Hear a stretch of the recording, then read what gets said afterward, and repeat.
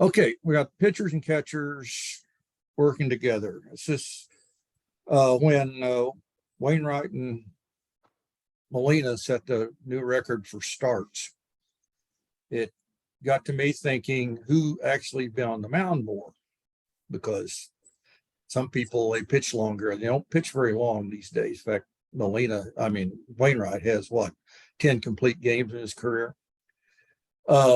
Not that that's a bad way to do it, but that's the way it is. There are two ways you can do this. Find out who's on the mound. One would be the batters faced. The other would be the innings pitched or caught. Well, batters faced is an unknown quantity before 1922, and certainly before 1900. And I'm interested only in the 60-foot 6-inch era. I'm not going to mess around with the 50, mainly because you can't find the data. It's hard enough finding box scores for these others. Of course, the other motivation, as I say on here, is I'm like the count on Sesame Street. I like to count things. 1, 2, 3. Oh. That's fun.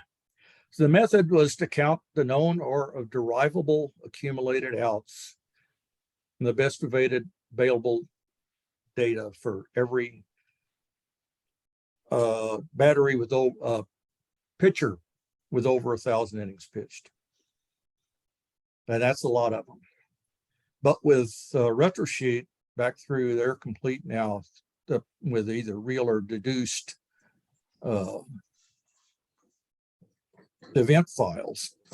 They have a complete record on that for now back to 1922. So I just write a program not to eliminate things. And I have now, 82,051 batteries identified back through 1922, plus those I could find back to 1893. Hierarchy of events, the play-by-play data and RetroSheet and event files or deduced event files take priority. And those are complete from 1922 forward. There are some, about half games or a little more, have play-by-play prior to 1922, back 1950 is earliest. Second, the RetroSheet published box scores go back to 1901. And those were, they got a hold of the league daily sheets to do those. So they're pretty good box scores.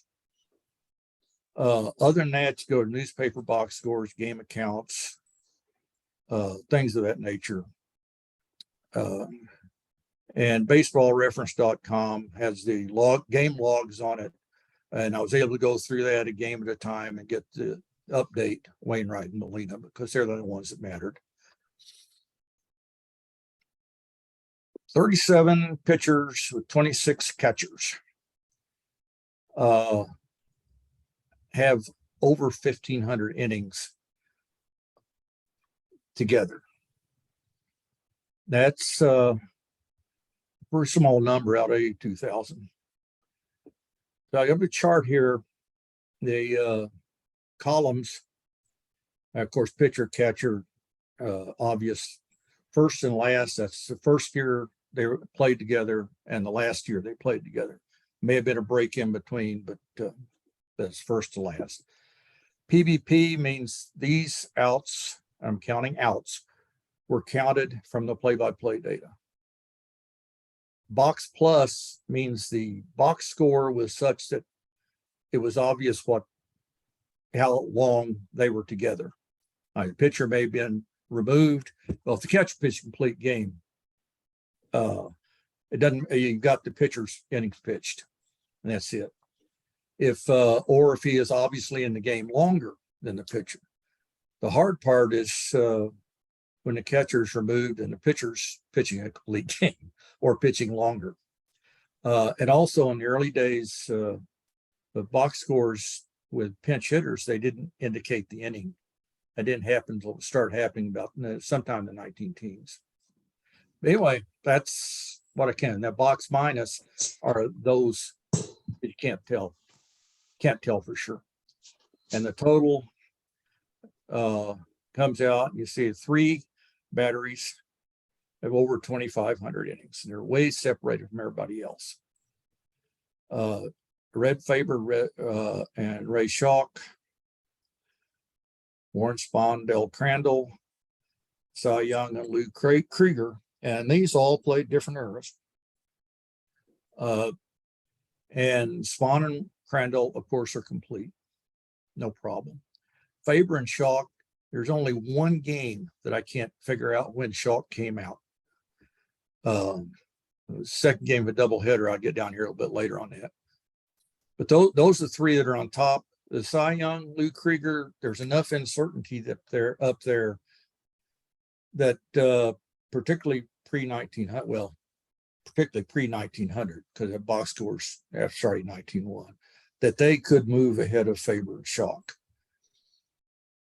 So either of those is the leader. I will leave that to somebody else to decide. Okay, next group, people with at least 2,000 innings pitched and caught. These pretty much a familiar group of people.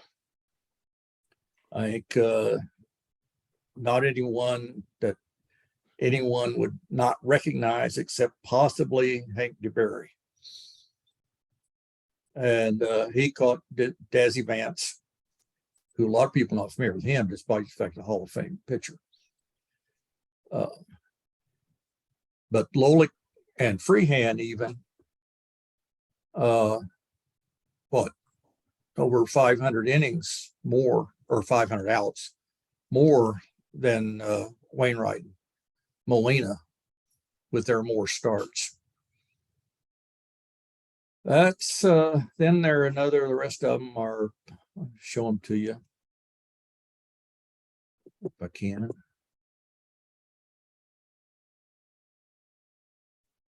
They all go on one page. There you are. Are the ones with over 1,500 innings. Just let you guys read them. We'll go ahead and go down through them. Some very famous battery combinations. Grove and Cochran, we all know about.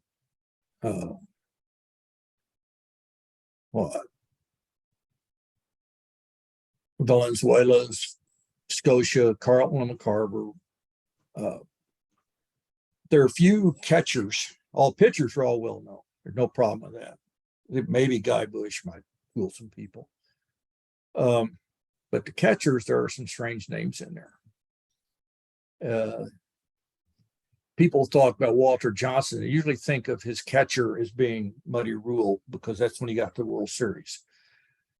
He actually had 3 catchers who caught most of his time. The first one was Gabby Street, and the last one was Muddy Rule. In between was a guy named Eddie Ainsmith, who didn't do much except catch Walter Johnson. That was it, his reason for being. I think he got over 100 games one year, and then they traded him because he couldn't hit. See, down here are others, defensive specialist catchers. Most of them are everyday players. Steve O'Neill, people may not remember that well, with the Indians, the late teens, early 20s, and later very successful major league manager. Jim Hagan, a good catch, no hit guy. Jerry Grody, same way. Del Crandall could hit better, also a very good catcher. O.C. Schreckengoss might not be remembered too well. Played under the name of Shrek most of the time, a box score name. Doc Powers, we'll get to him later. Not known to people. Chief Myers, we heard about from Rob Doherty a couple of years ago. And on down. Okay, a top 40 list, we extended it further, 3 further, would be Sandy Koufax, Johnny Roseboro missed by 1 inning. They'd be on the 1,500. Urban Shocker, Hank Severide, and Madison Bumgarner and Buster Posey. There are 5 players in this list of 37, or 5 play-by-play batteries where play-by-play is not available. Their careers ended before 1915. Archives, I use newspaper archives, came from newspapers.com primarily. Early on, I used some stuff, the New York Times and the Washington Post was available through OU Library, and then I had a little falling out with the OU Library, so I don't do that anymore. But the newspaper.com is usually pretty good. Here's the one on, due to the Chicago Tribune's excellent game coverage, they had play-by-play of a lot of them for a lot of years, and excellent game stories, game accounts. But there was one doubleheader, July 9, 1919,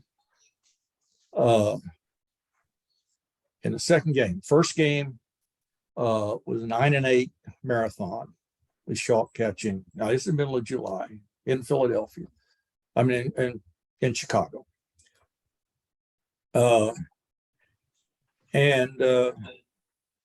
Faber won it in relief. They came back second game, Faber pitched a complete game. Well, somewhere in that line, Schalk came out, either the 6th or 7th inning. They got a 2-run lead in the 6th. So I really think he might have come out 7, but I've only given him credit for 6. Was replaced by Birdland, who did bat once, and he was the he batted in the 8th inning. There were 37 plate appearances, and he was the number 8 hitter, and he had an at bat.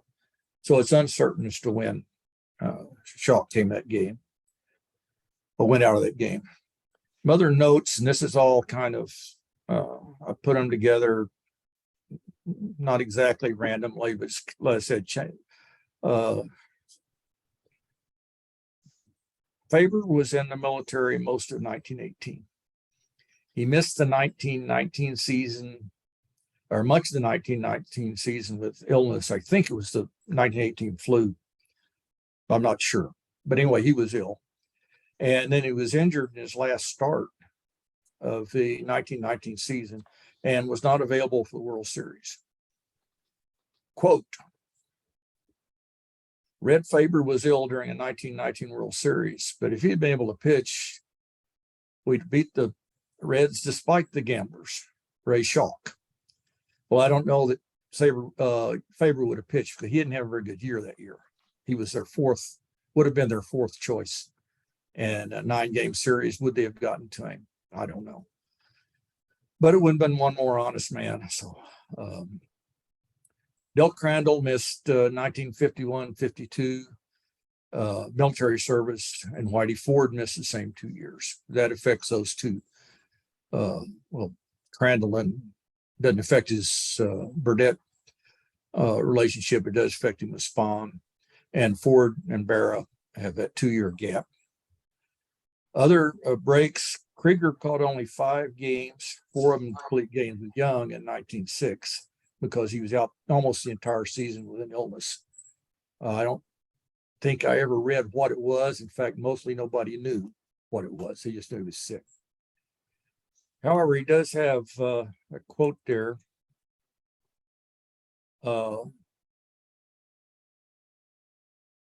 That from Baseball Reference Bullpen Wiki, that a very talented catcher, and Young later said he had so much confidence that he never shook off his signs. So he's a great defensive catcher, particularly for that era. He was a great catcher.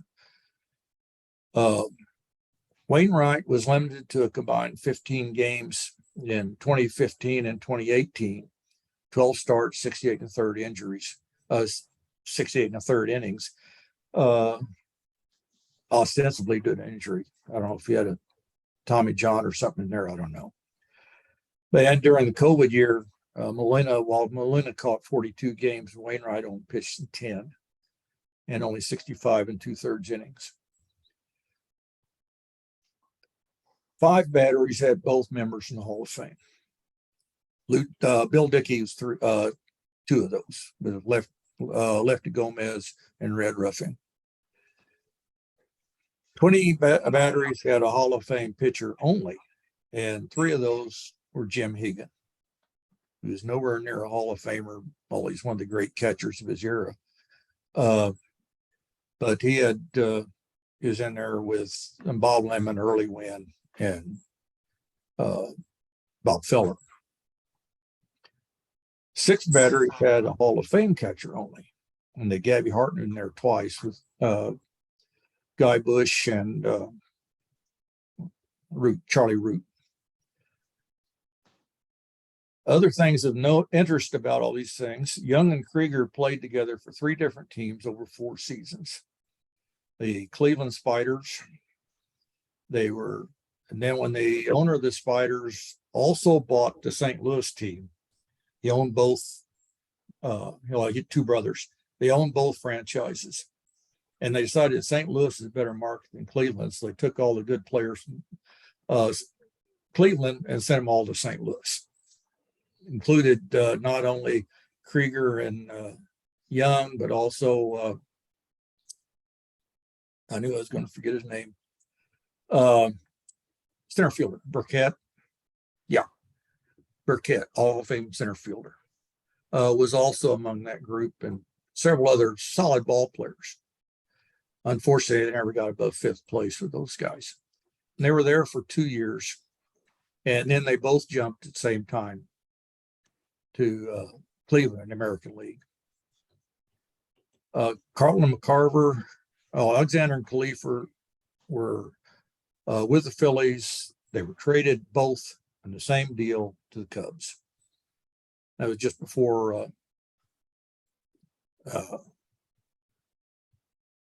Alexander went in the military. McCarver and Carlton were played together on 2 teams, but there was a break in between.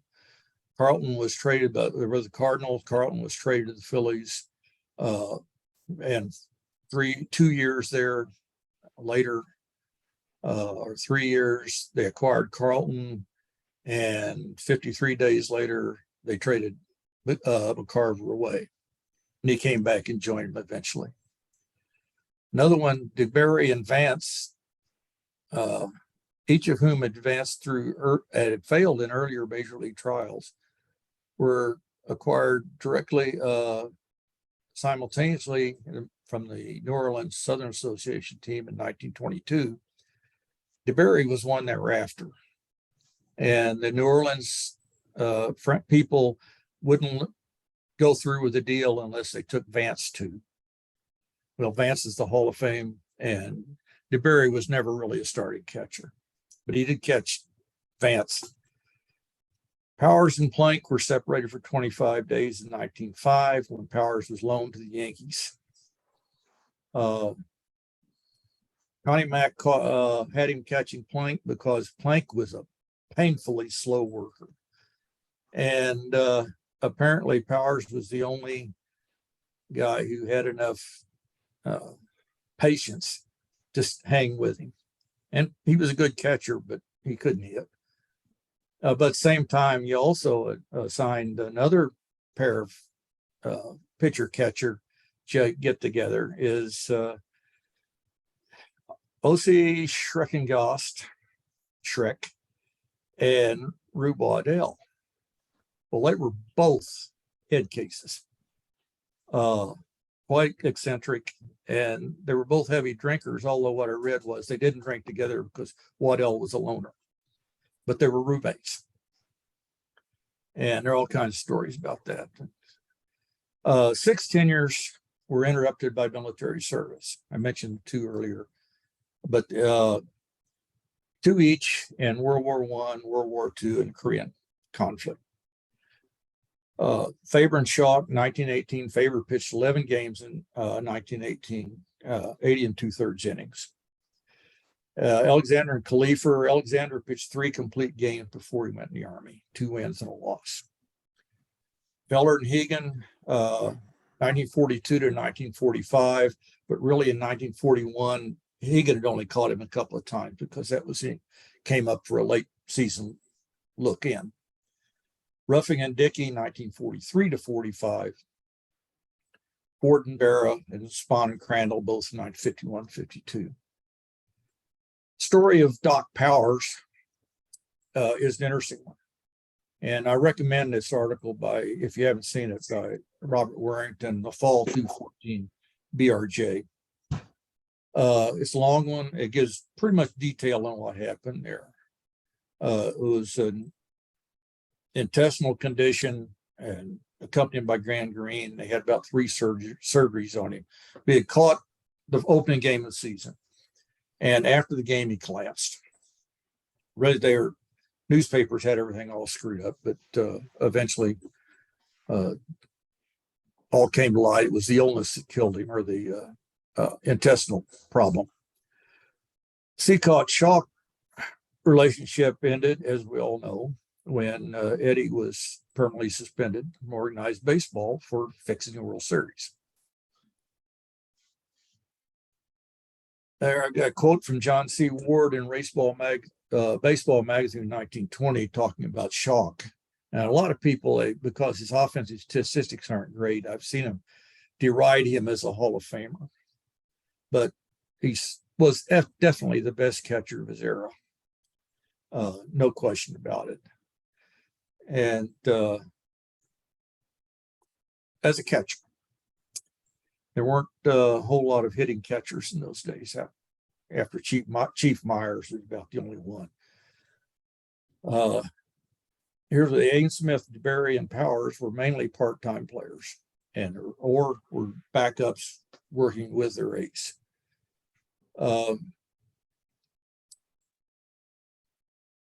Here's a comment about, I didn't put his name in there, about Powers.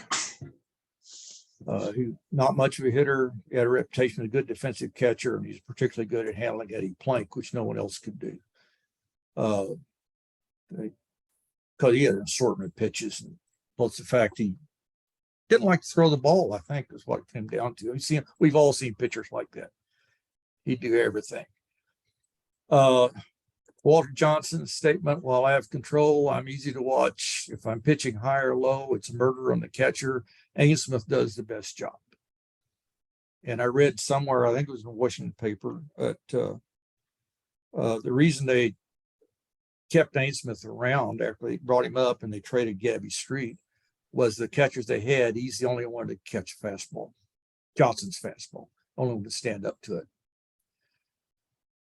Billy Sullivan has second lowest batting average among players in 3,000 or more at bats, but he had a 16-year career.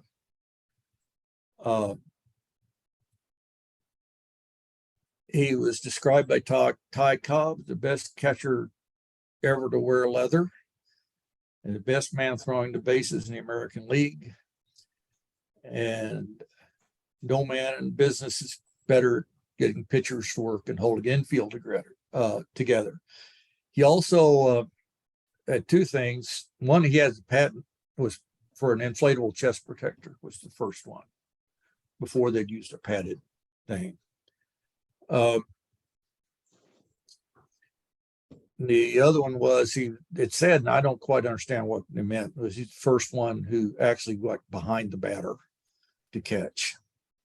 And I'm not sure what they meant by that, but they gave it. Associations by decade, 3 in 1900s and 1950s. His career ending, 4 from the teens and the 40s, 5 in the 50s and 60s, 2 in the 80s, 1 in the 90s, 1 in the 2000s, and 1 at the 2020s. 12 of the 37 pitchers are lefties. Faber, Kovaleski, and Walsh were spitball pitchers. Faber and Kovaleski, of course, grandfathered in. That's a trio, and some would suggest that Lou Burdett could make it into a bridge foursome.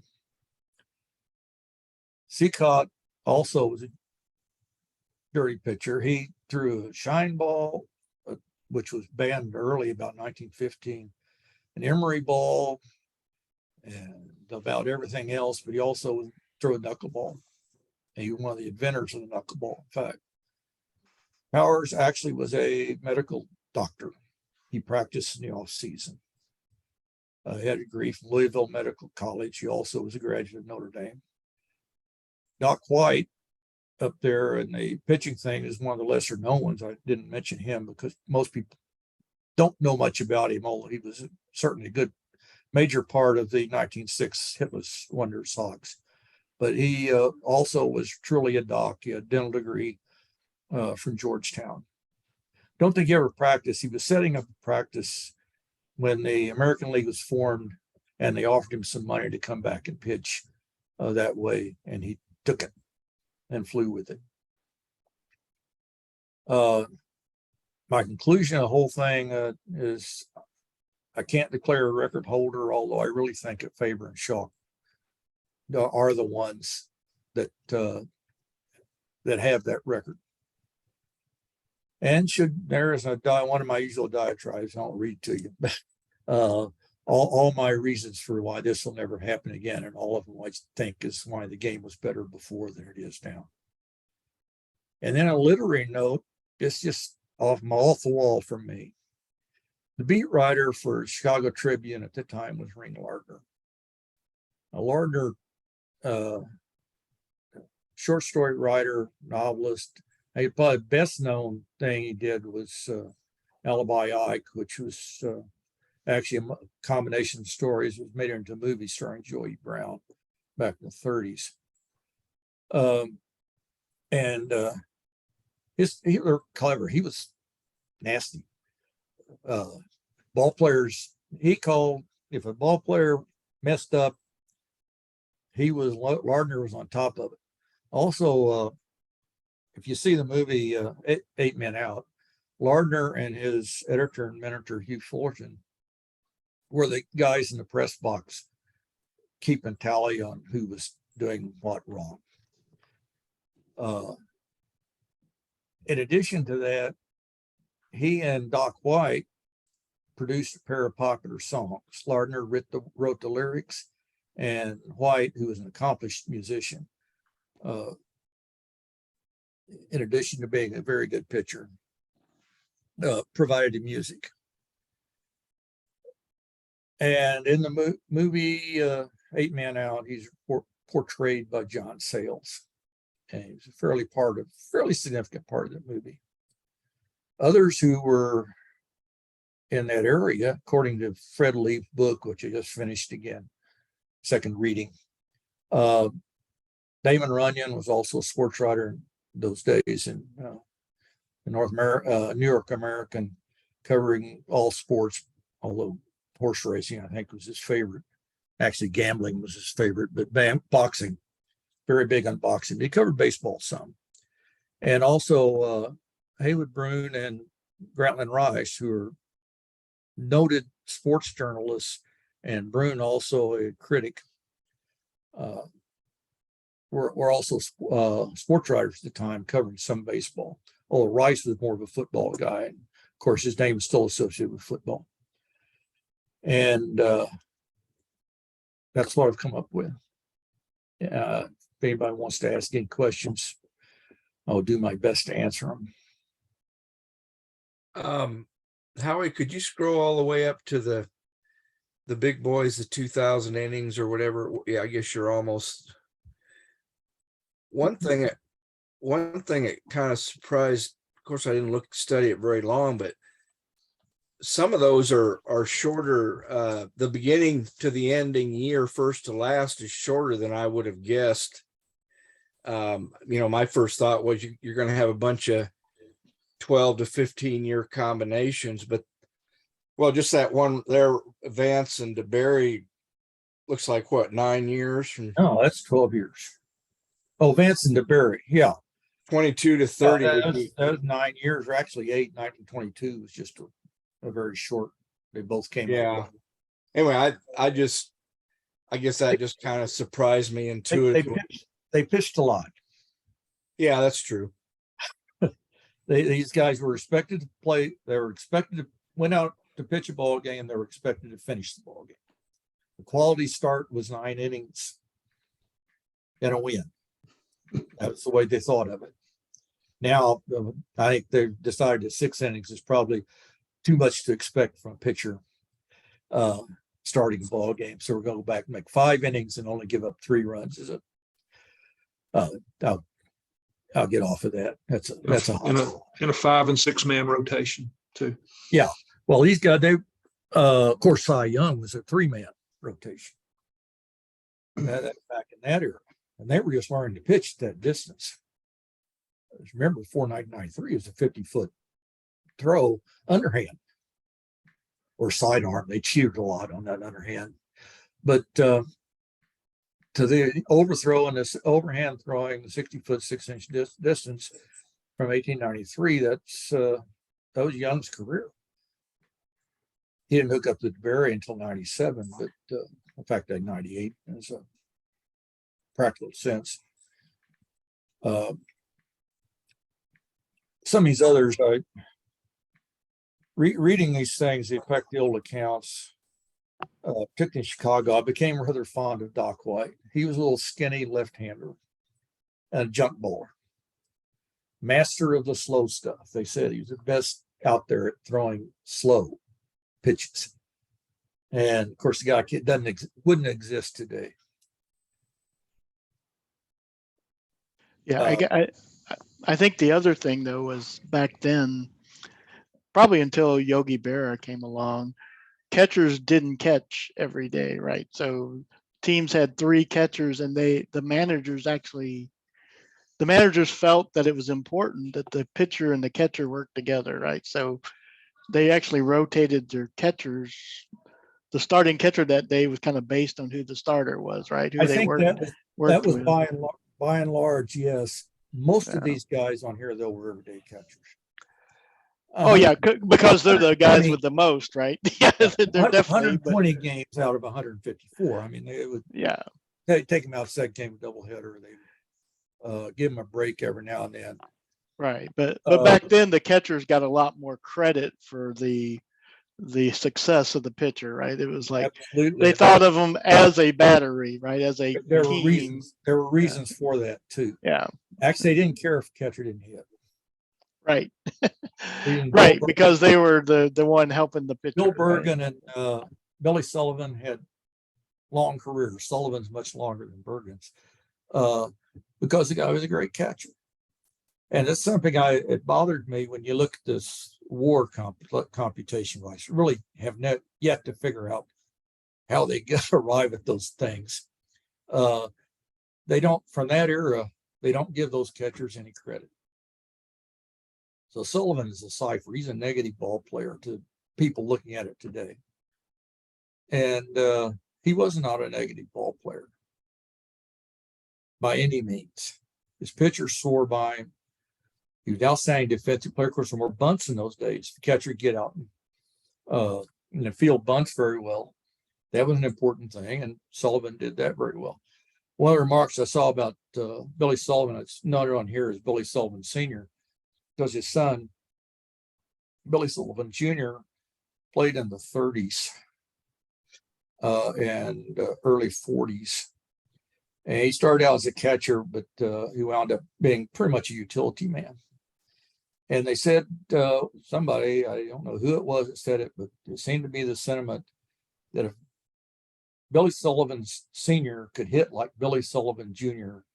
and catch like Billy Sullivan Sr., he'd be the greatest catcher ever. Well, that was before some of these catchers started playing. I mean, guys, there weren't hitting catchers in those days. Steve O'Neill hit maybe 3 home runs in his career. And he caught Kovaleski. Of course, Kovaleski was a 3-time winner in the World Series, 3-game winner in the World Series, as was Red Faber. And on there, Hartnett's 2 catchers, 2 pitchers. One of them was Charlie Root, who of course gave up the call shot home run to Babe Ruth. And Guy Bush, Eddie Ainsmith, and Hank DeBerry all coached in the All-American Women's Professional Baseball League. They all had teams to manage. I thought I'd throw that in. And other than that, I'm done. If you guys, again, any questions, any further comments, I welcome them. I don't know if this is something I could write up to submit somewhere, but maybe someone give me advice on publication and writing things for publication. I might pursue that if you think it's worthwhile. I'm done. Yeah, I thought it was great. That is some really good information, very detailed, very broken down. I think the one thing is someone who grew up in Braves country as a kid, I was kind of surprised to see Javi Lopez on there. He caught every day. And yeah, speaking of catchers who could hit, I think he had 40 one year, 40 home runs one season. So It did, yeah. yeah. Normally when I think of catchers in that area, I think of Eddie Perez, who was Maddox's personal catcher. But yeah, the longevity of Javi is what surprised me, because I know Glavine pitched forever, but yeah, it's a great list. It's kind of a who's who there. There's a lot of big names, like you alluded to.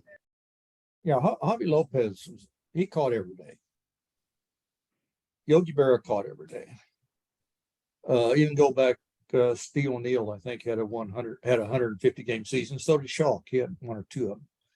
He missed like in 1917 maybe. He caught over 150 games. There was a guy back in the Pirates, 1900s, a great pitching staff that they traded pennants with the Cubs for years. A name of George Gibson. He caught 150 games this season.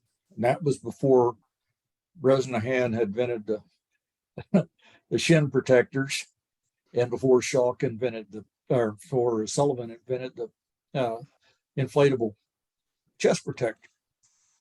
And during the war, little guy named Ray Mueller, playing for Cincinnati Reds, caught every game for the Reds that year, 155 games, and I think it was only like 3 innings that he sat out. Could look that up, but it wasn't much. And yeah, some of you got to catch it. Most, like you said, mostly because the catchers couldn't hit. They were an integral part of the offense. They were interchangeable unless they were really an outstanding receiver. I am of the opinion, being a kid who grew up as a Cleveland Indian fan, that that's through my teen years, that if Jim Higgin could have hit a little bit, they probably would have won another couple of pennants. But I don't know, he was part of a transition thing. Other good hitting catchers were starting to come along. Before there'd been Hart and Cocker and Dickey. That was about it. Lombardi. But then you get Campanella, you hit Berra, and then today, or more recent times, Johnny Bench. What's his name? The guy, Tom Lasorda's friend. These guys can hit and catch. I was going to ask you about our Oklahoma boy bench. There just weren't any Reds pitchers that had longevity there. Yeah, his pitchers burned out. Yeah. But also others you have that you would expect might be on here, like I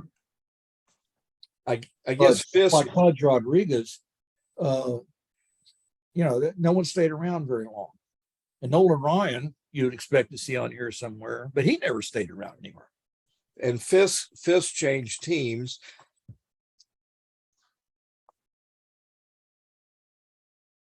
That's the free agency has done that. And that's the reason for this list. But you're right. When you said careers were relatively short, there were some of them that look like they're long. And some are, but most of them 10, 12, 15 years to most. But the guys stayed on the same team, but truly they didn't have a choice. And that was ball game in those days. Anyway, I thought it was interesting. Had fun with it too. Just what counts. Exactly. And that's a lot of, that's a lot of really good I'll information there. turn it back to you. Okay. So I don't remember, did Chief Myers retire in 15 or No, is no. that the year Mathewson got drafted? I don't know. He was traded to Brooklyn 1915. Oh, That okay. also was Matheson's last year with the Giants too, because he went off to manage the Reds for a short time before the war. But Myers was traded to Brooklyn with another long-term pitcher of his, Rube Marquard. They weren't traded together, but they're traded in the same off season to Brooklyn.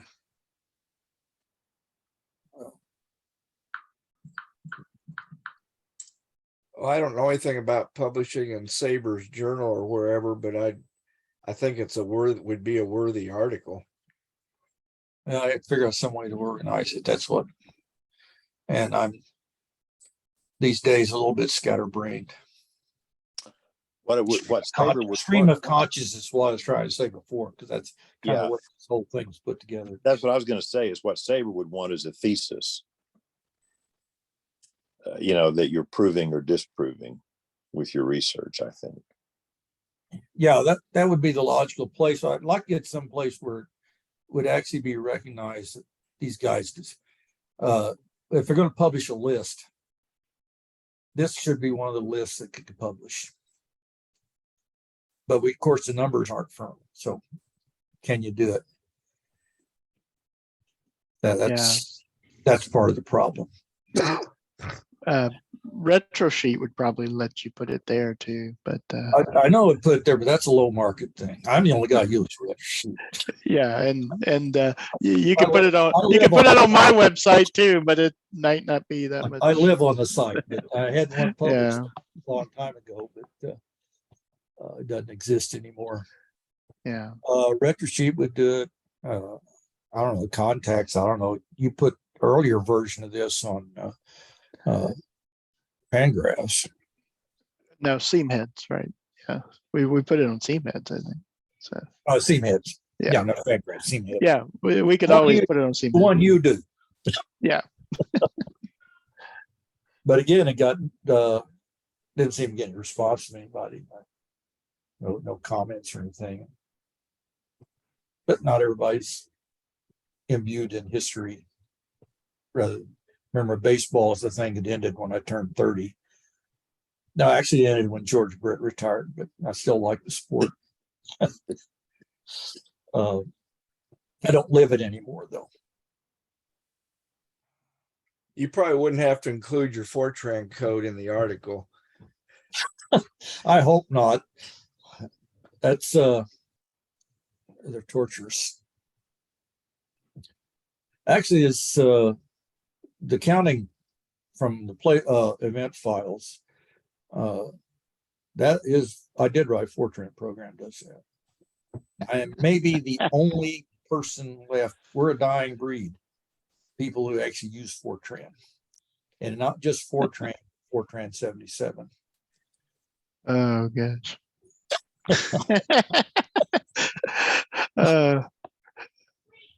Well, I learned Fortran before they put numbers on it, so. Well, I'm not still using it, but I could read your code if it's Fortran 77. I don't know what version I learned. It was in 1980, so whatever the Fortran was in Yeah, probably 1980. that's probably 60. Yeah, something like that, right? That was about time I learned in the early 70s, 1970s, when I started programming in it. It's convenient. I've got a compiler. It's a lot of fun. Do a lot of things with it. baseball things. I'm not sure anybody in the scientific world uses it anymore. The old meteorologists, but the younger ones, they didn't know what I'm talking about. When Fortran program, I don't know how he's put anything on the web anyway. So yeah, I can prove that too. Your comment about the uncertainty of the data is interesting to me, because as a historian, one of the things I find is that many young people today demand a false certainty in data when there's just no way to be certain. I remember one time looking at a chart that purported to show grain production in Western Europe between 600 and 800. Well, I'm sorry, there's just no data. There's no way to write a chart that shows grain production in Western Europe between 600 and 800. There's like 8 documents, for the the whole period. Yeah. And I think sometimes you just have to accept that this is what we got. There's an article somewhere on the web, I think I have marked it. It's about who were the best people bunting for a hit in the history of baseball. And the guy that wrote the article just said, look, there's just no data for an awful lot of people on this. And we just have to accept that we're never going to have really good data on this. And I think that's hard for some people to accept. Yeah, particularly this stuff, even the box scores. For one thing, the league's documentation was sketchy, to say the least. But the guy at Retrosheet that honchoed the box score project took it back 1901. He's not doing it anymore. And Tom Ray said he was disassociating himself from things like that. And I suppose on the play-by-play thing, I know that Dave Smith he did a lot of work going around collecting data. I don't know who's in charge of that now, as I don't know any of them. But last summer, their release did not have a new seasonal release. They're 1915, and they have not gone back. I know there's data back there. I know some box score back there because I coded part of them for them. But do they have enough to release a release, and are they interested in that? They're very much interested in this deduce thing because I think they're having fun with it. That I can understand.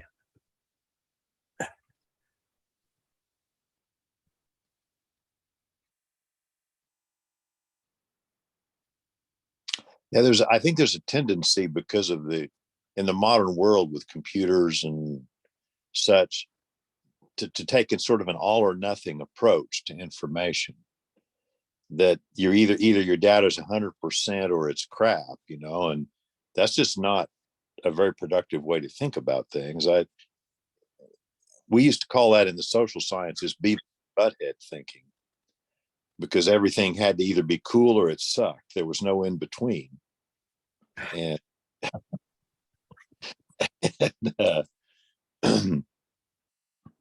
And sometimes there are things in between. It's cool or it sucks. So I'm gonna take down this. You guys, if anyone wants a copy of it, I can email this thing to you. It'd be no problem at all. Simple text file. Yeah, I know I'd be interested in it just for my own knowledge. That's a rather exhaustive list. Thank you for presenting it. That is really nice stuff. I had something that I could do real quick, but before that, I just wanted to touch base with everybody. I'd been emailing with Ron earlier about potential ideas for our SABR Day meeting, which would be the Saturday before the Super Bowl, which I believe is February 4th. And I know, like, our last in-person meeting was at the one of the libraries in Oklahoma City, and I know Kevin had brought up something about getting the Tulsa library booked. So if you could do that, Kevin, if that's possible for our Sabre Day meeting, that would be great. I know we haven't had one up in Tulsa since before COVID, and I figured it would be nice to accommodate some of our Tulsa members. So, and I know we had the last one we had there, it seemed to have, we had a good turnout. It was a great venue. So. Yeah, and I have a possible guess, but I don't know.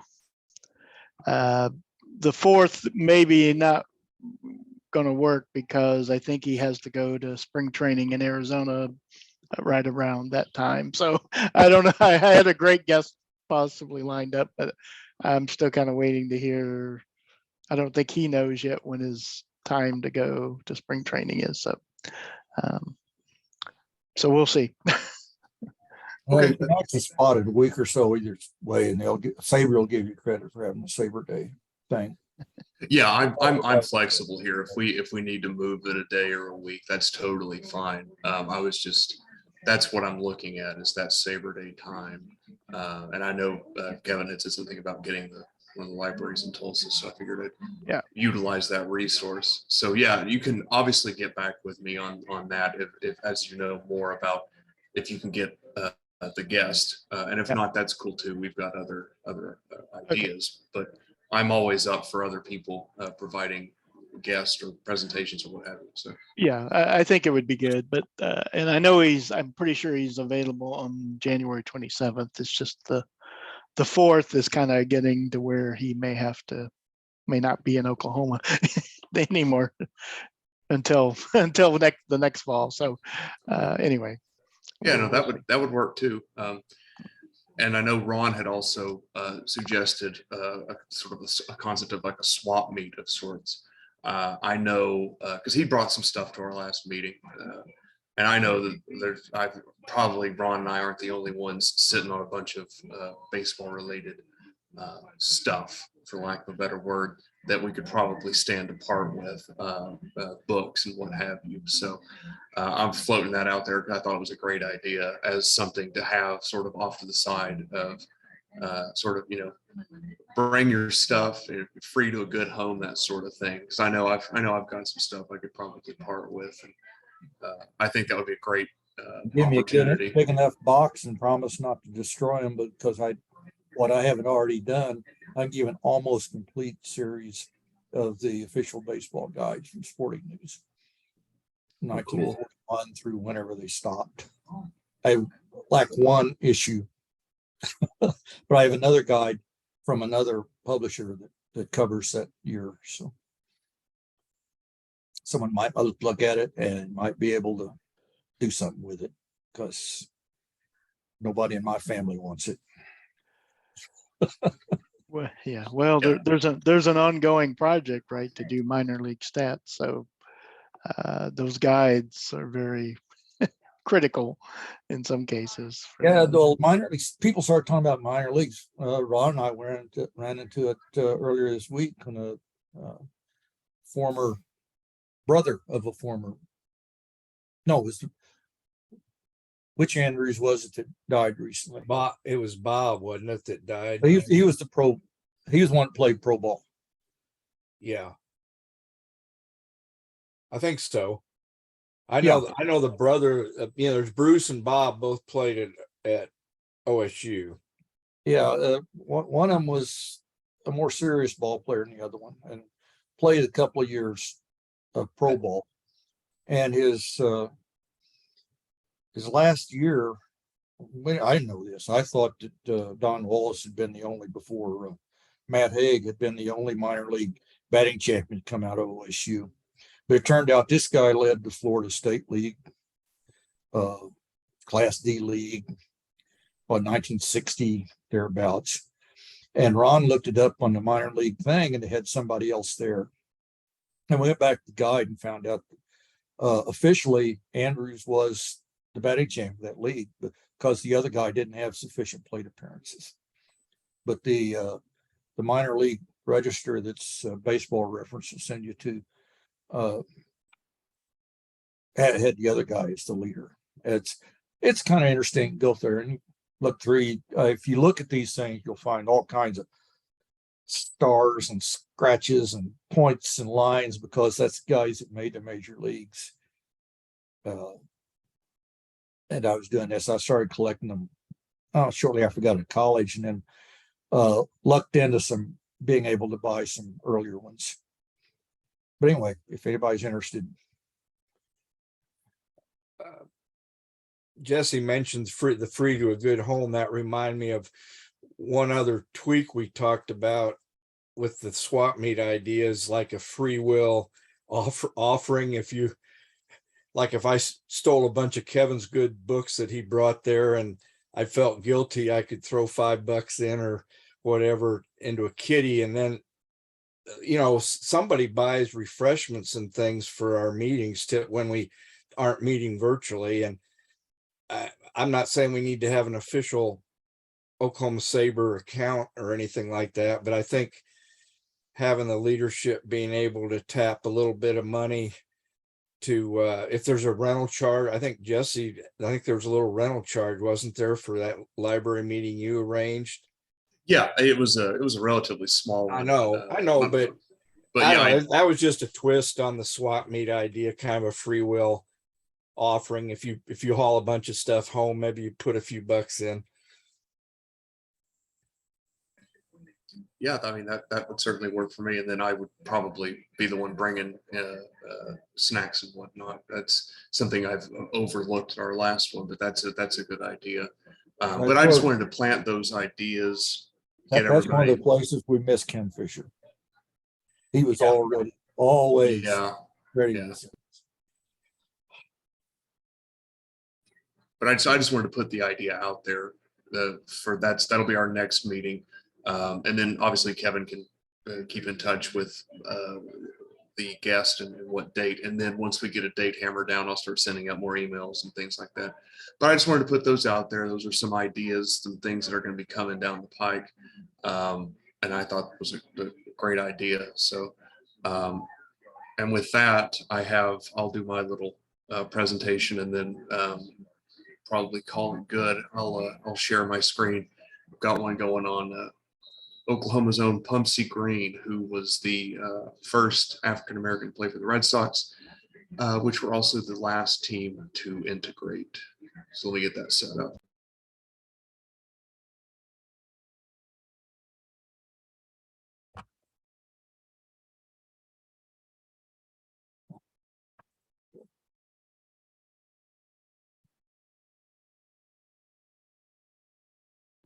Okay, so yeah, what we have here is Pumpsie Green, the last of the firsts.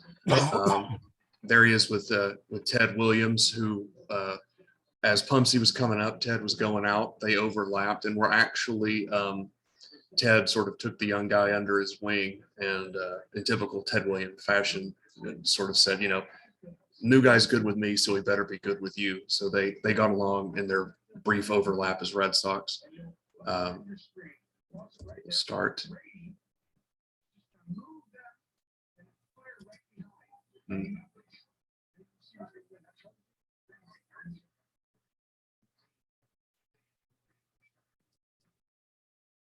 Okay.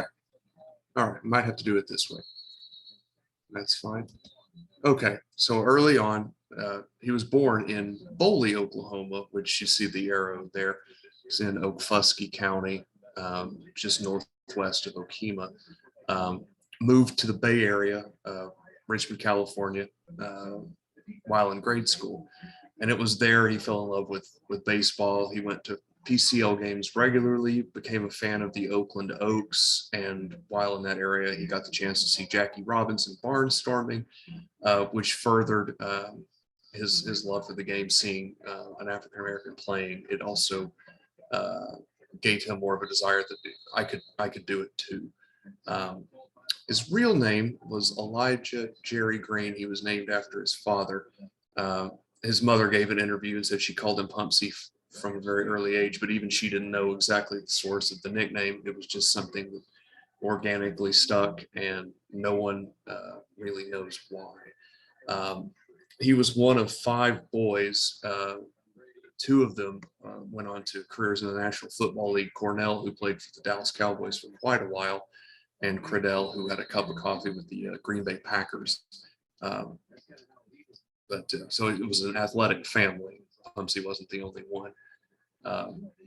While in Boley, Pumpsie attended the state training school for incorrigible Negro boys, in a sort of thing that you couldn't call anything that nowadays. You see it in print. Back then it's kind of jarring, but that's what it was called. And it's now the J.H. Lilly Correctional Center. It's the same building. Boley, the town itself, doing a little research, was founded by Creek freedmen, which another sort of moment for me, I did not realize that Native Americans owned slaves, but apparently they did. And these were the founders of Boley. You see the picture at the bottom there of an early town council. It was a very successful community, thriving, small town, never got much over 2,000 people, but banks, churches, businesses. It was such a success at the turn of the century that Booker T. Washington referenced the town multiple times in his speeches as an example of Black enterprise and what Black enterprise could be in the country. Shortly after the Great Depression, it kind of ended that progress, and now there are approximately 1,000 people living in the town. And he began his professional career as a 17-year-old. He played in the Western Canada League with the Medicine Hat Mohawks in Medicine Hat, Alberta. That's him on the bottom right there.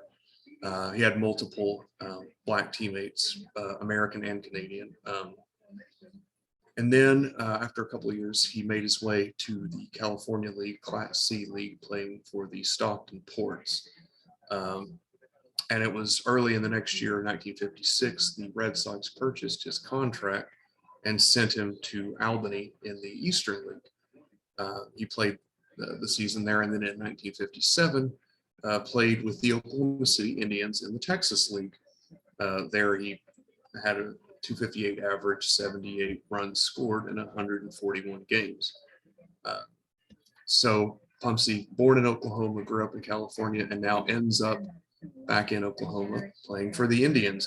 There's a picture of the Indians from around this time frame, not the year he was there, but you get the sort of gist of what the uniforms looked like.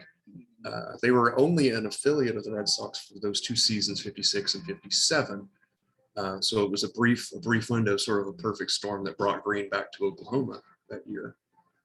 The team folded at the end of the 57 season as the Texas League reorganized. And anyone who's done any research on the minor leagues around this time knows that every year there's always a new team in the standings and a new, or the same team name, different city. They were always jumping around. So this is an aerial shot of where they played at Texas League Park. That's at the corner of Northwest 4th and Penn. So those of you more familiar with the Oklahoma City area know exactly where that's at. A lot of this stuff up here, the sort of industrial stuff, looks about the same in an aerial view. This obviously does not, but yeah, this looks drastically different. But he played his 1 year there, and while in the Texas League, as you might guess, faced some hostile crowds. But I found this interesting nugget. Whenever the Oklahoma City Indians would go on the road to play the Shreveport Sports in Shreveport, Louisiana, Pumpsie didn't go. And his spin on it was, they didn't allow Blacks to play in Louisiana, so I had a little vacation. And he would, stay in Oklahoma, take a couple of days off, and then when the team came back, or when the team went to another town more amenable to having African Americans play, he would join them there. In 1958, 1 year before he would eventually make the major leagues, he was playing with the AAA Minneapolis Millers, which just several years prior had employed Willie Mays. He responded to Boston's continued refusal to promote him by saying that he just wanted to be judged like any other ball player. He did not want to be a crusader like his hero, Jackie Robinson. He just wanted to play. And he would get his chance in the 1959 season. In July 21st, he debuted against the White Sox, pinch running for Vic Wertz, who speaking of Willie Mays, we all know is the victim of the famous catch in the '54 World Series there at the Polo Grounds. But he spent much of Green spent much of 1959 in a reserve role, middle infield, playing behind Pete Runnels at second and Don Budden at short, respectively. But his first season did go well, as I had alluded to earlier. Ted Williams sort of became his mentor and a guy who would always in pregame would work out with him, play catch with him before the game. And Pumpsie would pick his brain. He was greeted by Celtics legend Bill Russell, who just recently passed away as well, who was sort of the king of the town at this time. Boston Celtics were quite the dynasty, and the Red Sox not so much. And he even fielded a call from his hero, Jackie Robinson, in the dugout at Fenway Park shortly after his debut. From there, he would play 3 more seasons with the Red Sox. Sort of peaking in 1960, he appeared in 133 out of 154 games with a average, for lack of a better word, batting .242, scoring 36 runs and 313 plate appearances. On the far left here, this is his 1960 Topps card, where he was named the outstanding rookie at second base. This was the first year Topps did the what are now called Gold Cup cards, awarding a sort of all rookie award for each position. 61, he appeared in about half of the Red Sox games, increasing his batting average and posting an above average OPS plus for the year, which was by advanced metrics would have been his best season with the Red Sox. And then in 62, back down to only 104 plate appearances, 12 runs, 11 RBI. So by this time, it was sort of the writing was on the wall, and Pumpsie was traded to the New York Mets. And I looked into this. This is one of the sneaky, most one-sided trades in baseball history.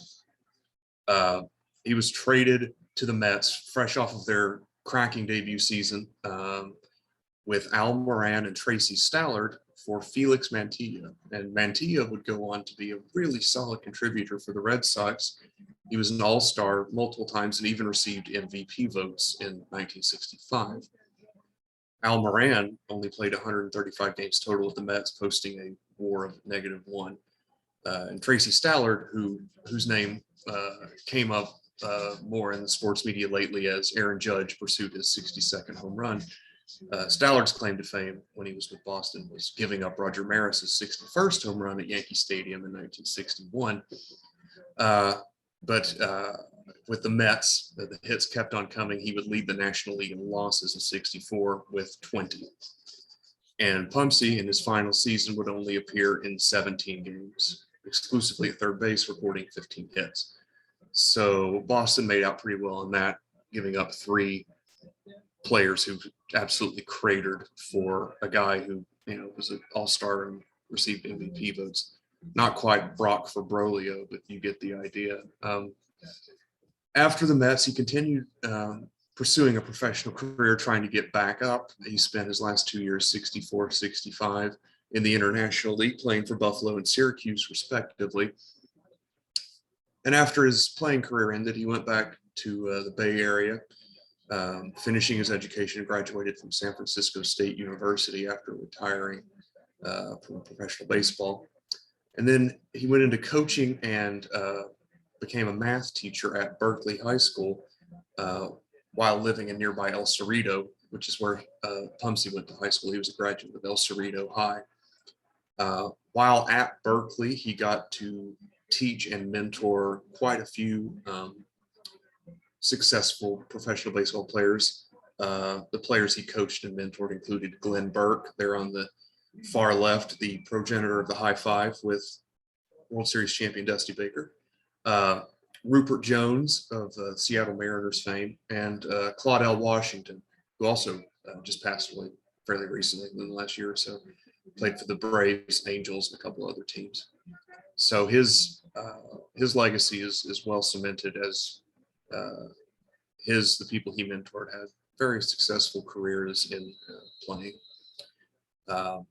And the Red Sox, continuing in their delay to join the 20th century, waited until 2009 to begin acknowledging Green's contributions to the Red Sox. He was brought back in 2009 to Fenway on the 50th anniversary of his debut in July, as Fenway celebrated their 100th anniversary in 2012. He was brought back multiple times, including on Jackie Robinson Day, April 15th. There he is throwing out the first pitch in that game. And his breaking of the team's color barrier is immortalized in the Red Sox Hall of Fame as a memorable moment. The Red Sox Hall of Fame inducts players, but then they also induct moments. So he's not a member, but his breaking of the color barrier is he would pass away in 2019 at the age of 85 in his home in California. And so that's a brief summary of one of Oklahoma's own and his role in, I guess, fully integrating Major League Baseball.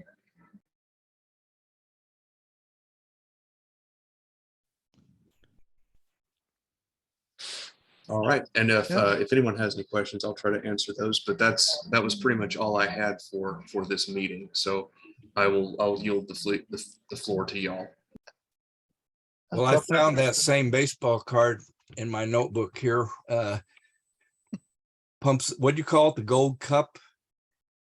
Yeah, it's what's referred to as a Gold Cup card in the hobby, but yeah, it's the All-Star rookie cards. Yeah, I think the one right before it numerically probably has a little more value, Willie McCovey. So yeah, there's a couple of good ones in that set. Pumpsies, unfortunately, might actually be the least valuable, unless you're an Okie who's also a Red Sox fan, in which case you've gladly purchased that multiple times. it's priceless. Story about Pumpsie Green that I'm not sure I can finish it, but I think in 1960, the year he didn't play much, Pinky Higgins, I think, was the manager, Red Sox, somewhere in there. Well, Pinky Higgins was a Texan and had old-fashioned views on race, so I'm sure that has something to do with a decline in productivity for Green. But at some point during that season, he and Gene Conley, the baseball pitcher and basketball player of the Celtics, decided to go to Israel during the middle of the season. Probably a drinking thing. It's the way those things usually come about. And I think they got all the way to the airport and they finally backed out of it. But that was a story that made the rounds for a time. Yeah, that was one I noticed in my research, and I thought about shoehorning it in, but yeah, it's kind of an interesting one. And Conley himself, also a native Oklahoman, if I'm correct in that. Conley was born in Oklahoma. Yeah, okay, born here. He's like most of these guys, major leaguers were born in Oklahoma, grew up someplace else. Same thing with jazz musicians. And Willie Stargell, like technically born in Earlsboro, but yeah. Willie Stargell, Freddie Poptek. Oh yeah, right. A few others. Yeah. John Callison. That's another one. Yeah. There was that era. A lot of people left Oklahoma. The end of the during the Depression. And if you are familiar with John Steinbeck, you know the story. It was a general migration from smaller towns in Oklahoma out to California. And all these guys were born in the 30s.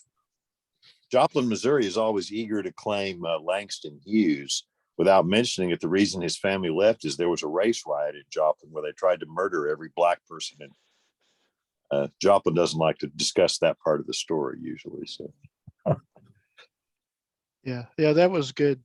Good presentation. Yeah, it's interesting. Boley, the little town. There's actually 2 Negro League players who were born in Boley. One is Art. Gosh, what's his name? Art. I want to say Demery, Art Demery, had very brief Negro League career in 1941. But the interesting thing about him is he popped up in the California League in 1953. The Tigers signed him, sent him to Bakersfield, I think, or something. But he lied about his age. So he was like 39 years old. And the Tigers thought he was apparently considerably younger. So he had like a 16-9 record in the Class C league out there, California League. But anyway, he was born in Boley, and the other guy is George Jefferson. Now he had a little bit more of a career in the Negro Leagues in the 1940s. Pitched for Cleveland, I think, and he actually pitched in the Negro League World Series.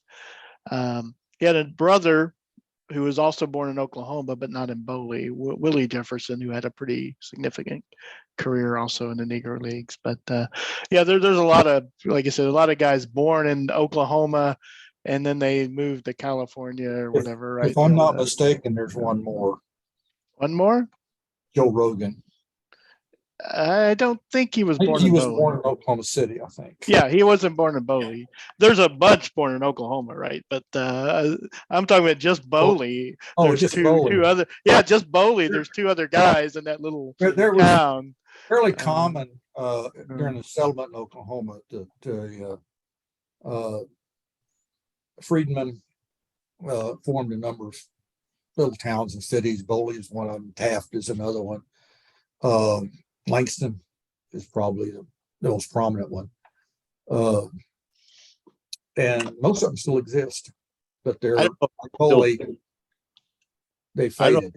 do this, but the Oklahoma Historical Society used to have a bus tour every year of the black towns, most of which are between Tulsa and Oklahoma City. So it's so. Yeah, well, there's quite a few east of Tulsa, even. Well, all of it Yeah, in there's- the area of the 5 civilized tribes. yeah, yeah. So like Frog Reedus, who's a fairly significant Negro leaguer, right? He was born in Tallahassee, I think you pronounce it. I don't know. Tallahassee. So and he's buried in Tulsa. But yeah, there's quite a few.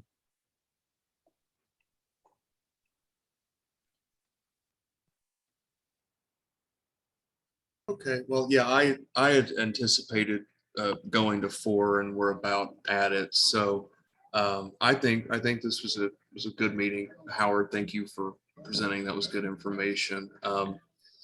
I will stay in touch with well, obviously all of you, but Kevin, especially as we get closer to the end of the year and towards planning our next meeting.